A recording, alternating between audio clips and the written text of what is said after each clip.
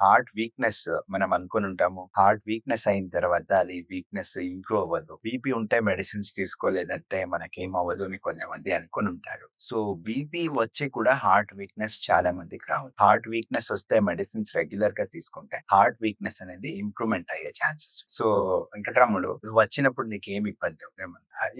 వ్యసనం, ఆయాసము ఆ! ఉంది. దగ్గుండేది. సో, వెంకటరాములు మన దగ్గర ఫస్ట్ వచ్చినప్పుడు అరౌండ్ 1 ఇయర్ బ్యాక్ 1 ఇయర్ అయింది కదమ్మా! 24లో నాకు గసం ఉంది సార్ 2 నెలల నుంచి. ఇప్పుడు 3 రోజుల నుంచి నేను పడుకుంటే గసం ఉంది అని చెప్పాను. అప్పుడు ఆయన హార్ట్ ఫంక్షన్ 30% ఉండేది. సో, 30% ఉంటే మెడిసిన్స్ అన్ని ఇచ్చాం. కరెక్ట్ రెగ్యులర్‌గా తీసుకున్నాం. ఇప్పుడెలా ఉన్నావు?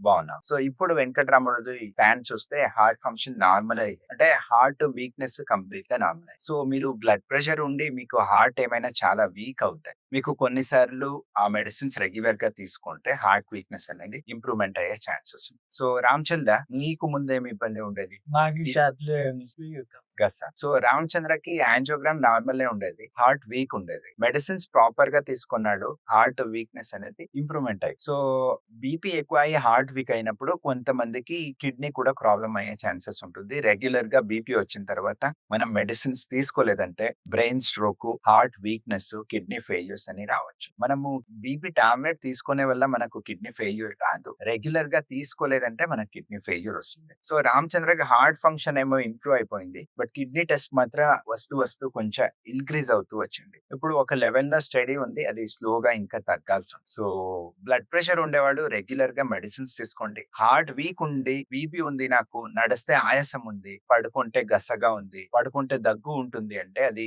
ఊపిరితిత్తుల ప్రాబ్లమ్ అని అనుకోకండి. అది హార్ట్ ప్రాబ్లమ్ ఉండొచ్చు. ముందు మీ దగ్గర ఉండే హార్ట్ డాక్టర్ చూపించుకొని ఫర్దర్ డెసిషన్ తీసుకోండి. మెడిసిన్స్ కరెక్ట్‌గా తీసుకుంటే హార్ట్ ఫంక్షన్ వీళ్ళిద్దరిలాగా మీకు నార్మల్ అయ్యే ఛాన్సెస్ ఉంటుంది. నార్మల్ ఉంటే మనము సంతోషంగా ఉండొచ్చు. నార్మల్‌గా వాకింగ్ చేసుకోవచ్చు, పడుకోవచ్చు, కాలు వాపొచ్చేది, మొహం వాపొచ్చేది. ఇలాంటి రిస్క్ ఏమీ ఉండదు.